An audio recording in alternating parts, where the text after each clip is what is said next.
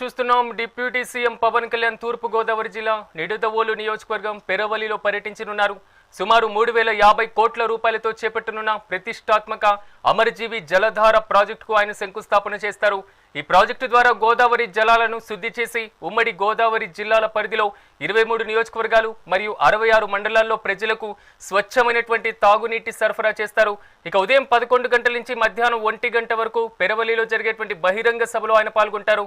ఈ భారీ తాగునీటి ప్రాజెక్టుల వల్ల లక్షలాది కుటుంబాలకు ఇంటింటికి సురక్షిత జలాలు అందుతాయి.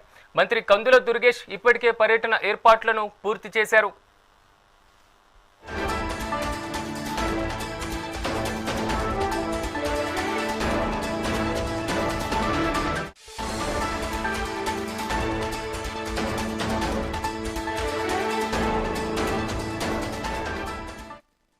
డిప్యూటీ సీఎం పవన్ కళ్యాణ్ తూర్పు గోదావరి జిల్లాలో పర్యటించనున్నారు. సుమారు 3050 కోట్ల రూపాయలతో ప్రతిష్టాత్మకంగా తీసుకున్నటువంటి అమరజీవి జలధార ప్రాజెక్టుకు ఆయన శంకుస్థాపన చేస్తారు. అయితే ఈ ప్రాజెక్టు ద్వారా గోదావరి జలాల శుద్ధితో పాటుగా ఉమ్మడి గోదావరి జిల్లాల పరిధిలో 23 నియోజకవర్గాలు 66 మండలాల్లో మాత్రం తాగునీటి సరఫరా చేసేటువంటి అవకాశం ఉంది. మొత్తం మీద ఉదయం 11 గంటల నుంచి మధ్యాహ్నం 1 గంట వరకు జరిగేటువంటి బహిరంగ సభలో పాల్గొంటారు డిప్యూటీ సీఎం.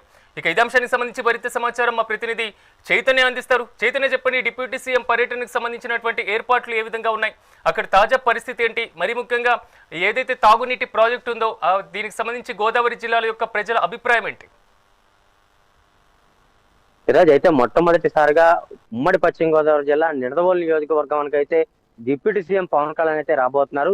దీనికి సంబంధించి ఈ నియోజకవర్గం నుంచి జనసేన ఎమ్మెల్యే అలాగే మంత్రివర్యులు ఇటు కందుల దుర్గేష్ కూడా ఇక్కడే ఉన్నారు.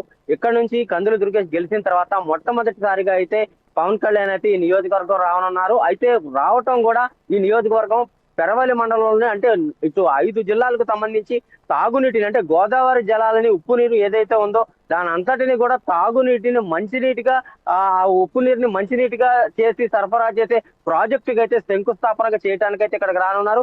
అయితే దీనికి సంబంధించి అన్ని ఏర్పాట్లు కూడా చేశారు. ఉదయం 9:30 గంటలకైతే విజయవాడ నుంచి గన్నవరం చేరుకుంటారు. గన్నవరం నుంచి కూడా ఇటు 10:30 పెరవలి ఈ సభా ప్రాంగణం ఏదైతే ఉందో సభా ప్రాంగణానికి చేరుకుంటారు. ఇటు 11:20 ఇది ఏదైతే జలజీవన్ ప్రాజెక్ట్ ఉందో జలజీవన్ ప్రాజెక్ట్ కి ఇటు ఉప్పు నీటిని తాగునీటిగా మార్చేదాన్ని అయితే అమరజీవి జలాలుగా అయితే పేరు మార్చిన పరిస్థితి అయితే ఉంది.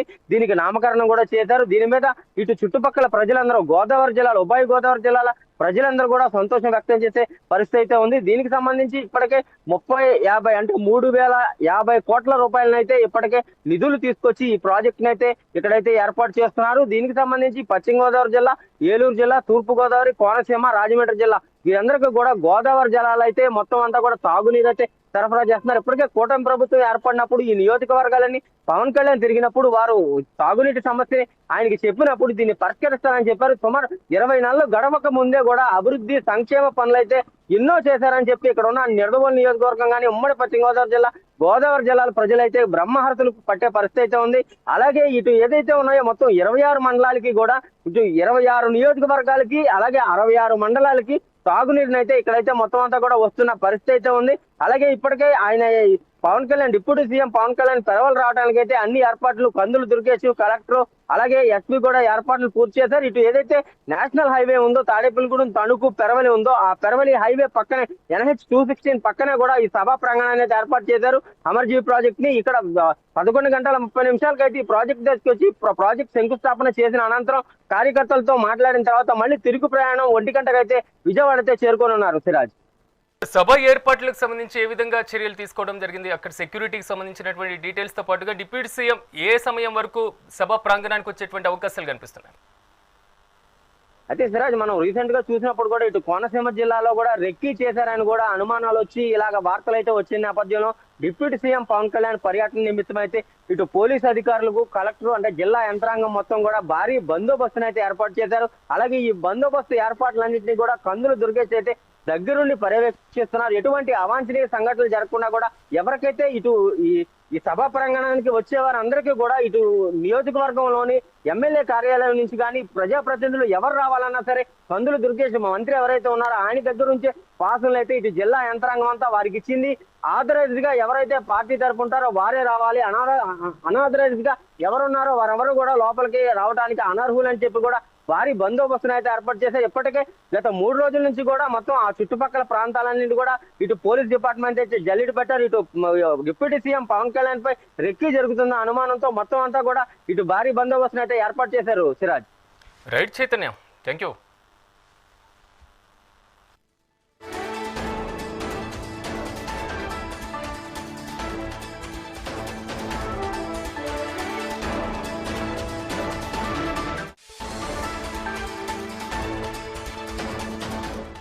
ఉమ్మడి పశ్చిమ గోదావరి జిల్లాలోని నిడదవోలు నియోజకవర్గానికి అయితే తొలిసారి అయితే డిప్యూటీ సీఎం పవన్ కళ్యాణ్ అయితే రాబోతున్నారు. దీనికి సంబంధించి తొలిసారి నిడదవోలు నియోజకవర్గానికి రావడంతో పాటుగా జల జీవన్ గ్రిడ్ని అయితే అంటే గోదావరి జలాలు, ఉప్పు నీటి జలాలు ఏదైతే ఉన్నాయో ఇటు మంచినీటి జలాలుగా మార్చేందుకు, ఒక మహర్దశ తెచ్చేందుకు గోదావరి జిల్లాలకైతే పెద్ద ప్రాజెక్ట్ తీసుకొని అయితే డిప్యూటీ సీఎం పవన్ కళ్యాణ్ తీసుకొస్తున్నారని ఇక్కడున్న గోదావరి జిల్లాల ప్రజలందరూ కూడా హర్షం వ్యక్తం చేసే పరిస్థితి అయితే ఉంది. దీనికి సంబంధించే చిరకాల గోదావరి జిల్లాల ప్రజలకు చిరకాల కోరికగా ఉన్న ఏదైతే మంచినీటి సమస్య ఉందో, మంచినీటి సమస్యని కూటమి ప్రభుత్వం ఎన్నికల్లో ప్రచారాల్లో భాగంగా కూడా హామీ ఇచ్చిన నేపథ్యంలో 20 నెలలు గడవక ముందే ఈ ప్రాజెక్ట్ తీసుకురావడం ఎంతో సంతోషకరంగా ఉంది అంటూ కూడా గోదావరి జిల్లాల ప్రజలైతే హర్షం వ్యక్తం చేస్తున్నారు.